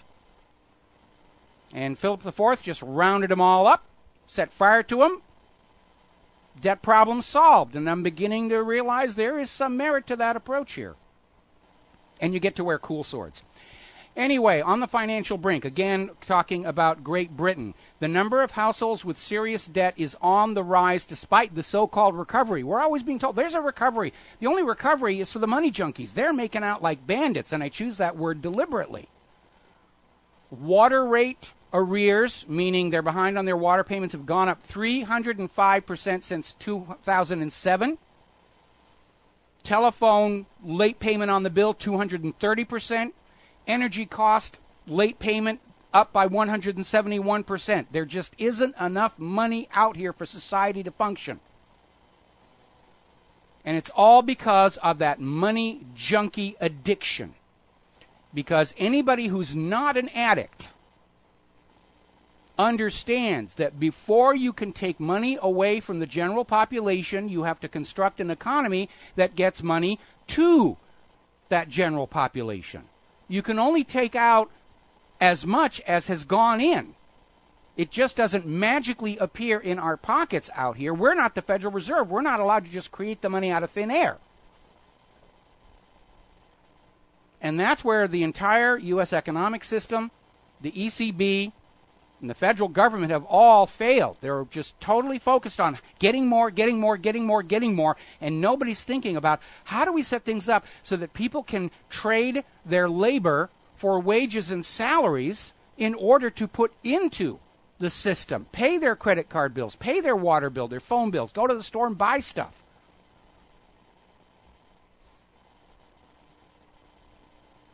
Apparently down in Venezuela, under the pressure of their bank debt, in order to basically protect their oil infrastructure from privatization, bondholder seizure, they're having to actually start shutting off some of the infrastructure.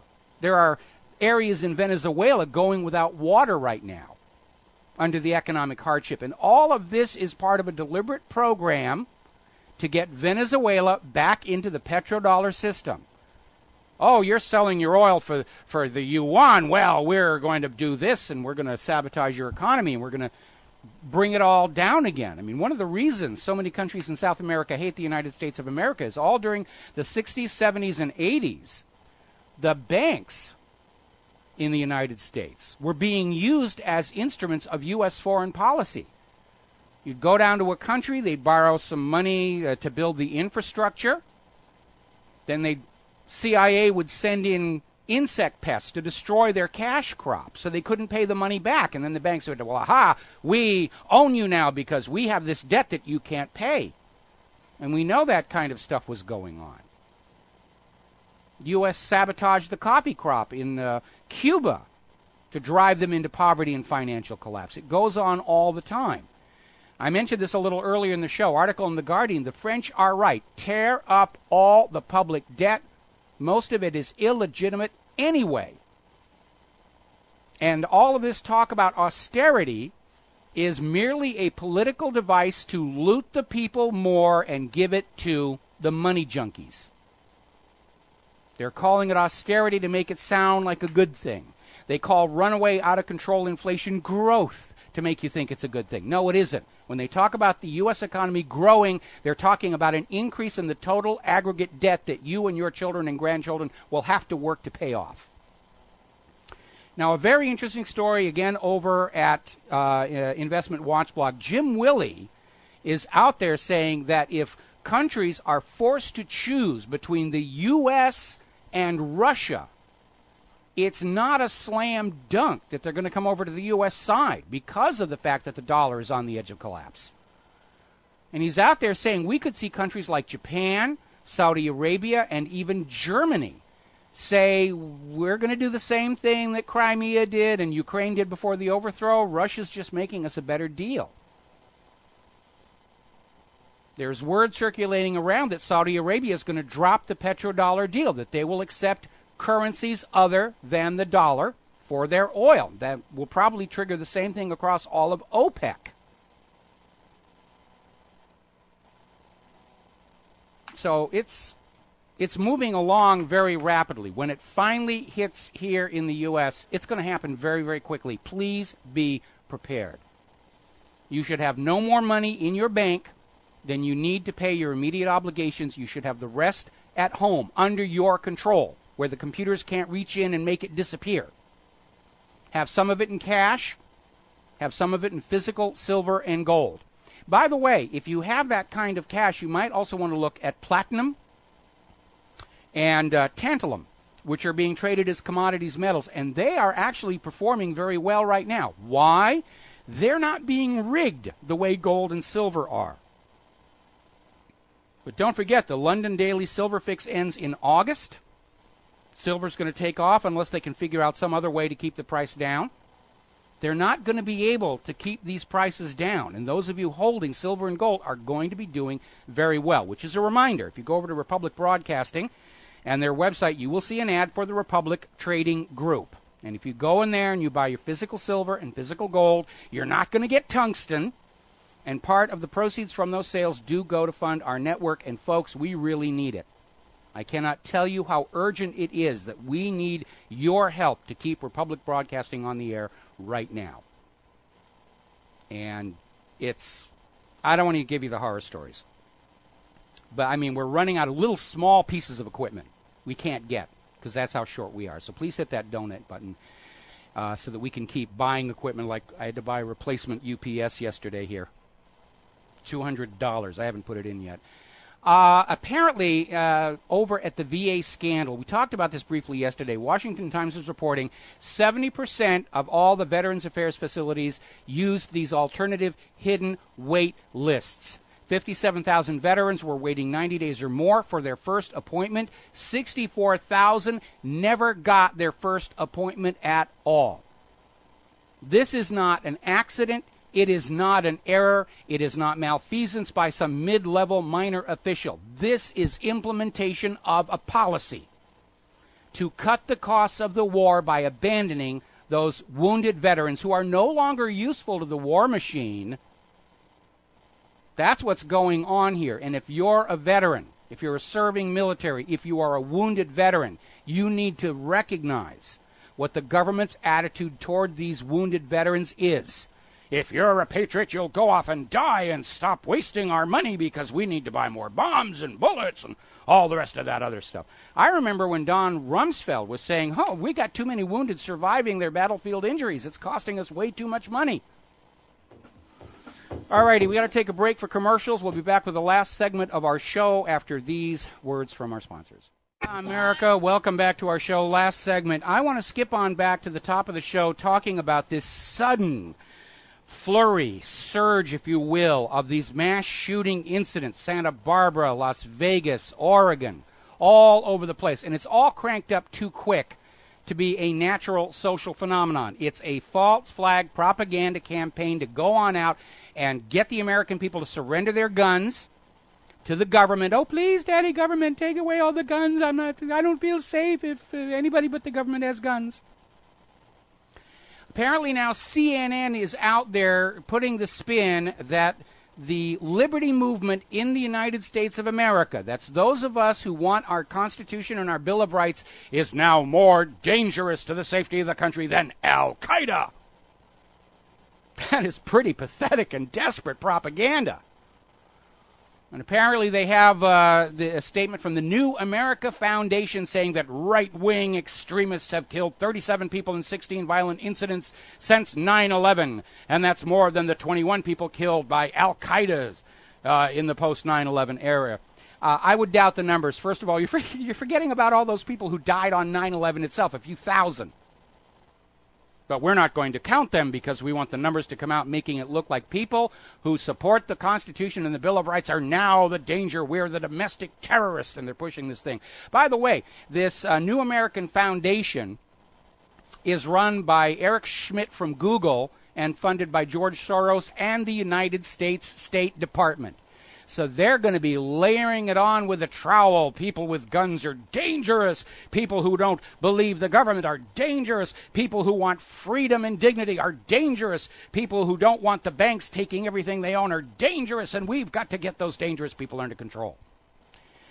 Now, again, this being an election year, I don't see Congress passing any kind of a gun grab bill, certainly not one that would survive a Supreme Court test against that Second Amendment, although at this point, it's pretty much a given the Supreme Court judges are all being blackmailed by the National Security Agency to basically go along with the agenda.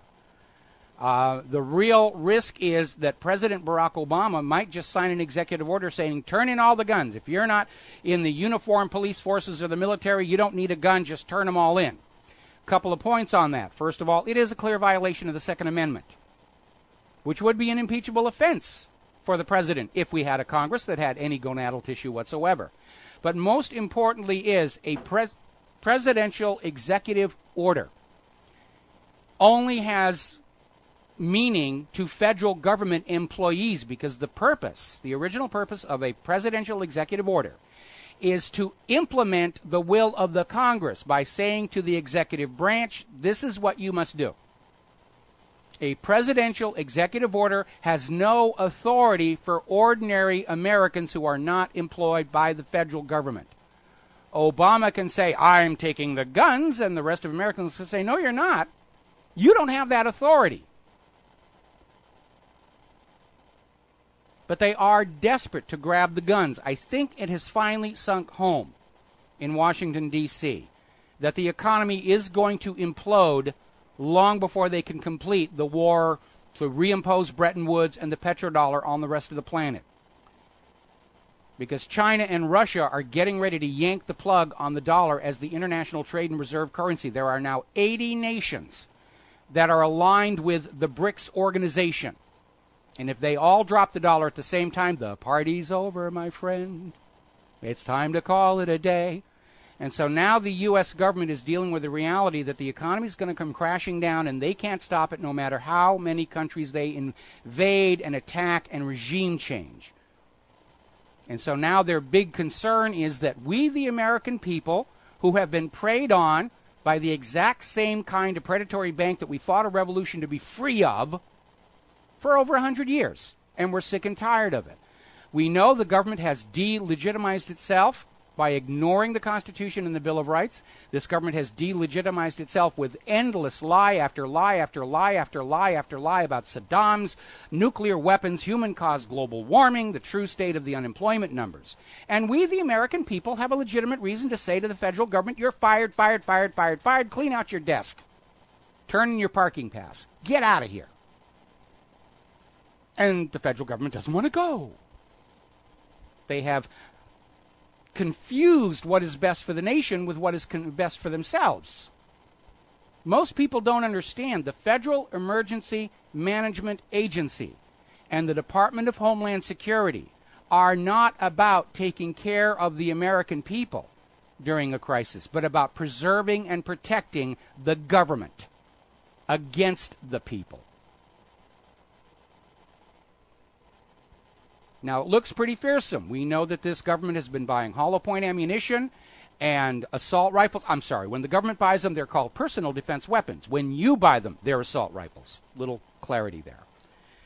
But I don't see your ordinary, unenthusiastic, uninspired federal government worker risking their lives to man the barricades to protect their bosses against an enraged American mob. I don't see that as happening. And from what we're seeing in Ukraine and now in Iraq, they may hand all these guns and bullets out to all these police forces and these federal workers, and these federal workers and police forces may say, you know, I really can't bring myself to murder my fellow American in cold blood, even if they are being called zombies. I don't see the federal government able to maintain its power and control much longer. The only open issue is how bloody are they going to make it before they finally surrender to the reality that you cannot run a nation with lies, fraud, and deception against the people in the age of the internet. There is no going back. When Gutenberg rediscovered movable type printing and books became affordable and literacy exploded, you had institutions and clergy and politicians and rulers who were horrified that they couldn't lie to their people anymore. And they tried to stop it and block it. And they couldn't. And the same is true today. Even with all this talk about the government is going to take over the internet and we're going to make sure that you only get the U.S. approved version, it's not going to happen. There are too many ways that people who want to find the truth can go around the firewalls and find the information they need to make those good choices. Remember, that's what Thomas Jefferson said is the highest duty of every single American, to keep yourself fully informed so that you can make good choices. You're not fully informed if you're listening to the government handouts and spokespeople. You're not fully informed if you're watching the corporate-owned media. You're getting what the government wants you to think. You're getting what the corporations want you to believe. and you have to become, in this day and age, your own best analyst. Take it upon yourself to be responsible for your own education. Don't rely on anybody to tell you what's going on. Not even me. I can make mistakes. I've got erasers on all my pencils to remind me of that. Take responsibility for teaching yourself what's going on, going out and getting multiple opinions about what's going on, whether it's global warming or Flight 370 or the unemployment numbers, and then make up your own mind. It's your brain. You decide what it thinks and what it knows. Don't let anybody else come in there and say, oh, no, watch the 11 o'clock nightly news and we'll tell you all you need to know. Because Americans are finally waking up and realizing we are the most lied to people in all of human history. It's all lies coming out of the corporations and the government. They don't dare tell us the truth about anything because we might learn to tell the difference. Okay, almost to the end of the show here. There's a new break in the IRS scandal of targeting conservatives and political dissidents. Apparently, the IRS took all of the tax information on these targeted groups and sent it over to the FBI. This is illegal. This is absolutely a violation of law. The information the IRS collects on you is supposed to be kept private. It can be obtained only with a warrant based on probable cause. And the IRS said, here, take it, FBI. See if you can find something. Harass these people. Shut them down. That's impeachable. That was an article of impeachment against Richard Nixon. And I'm lukewarm on impeaching Obama because I'm not sure I'd be that happy about Biden. Anyway, we're at the end of the show. I should be hearing some music, I think. And we'll be back tomorrow, Wednesday, here on the Republic Broadcasting Network. Until then, stay safe, stay informed, stay skeptical, get angry. It's healthy for you. Share what you know with everybody you know. We'll be back tomorrow, and aloha, America.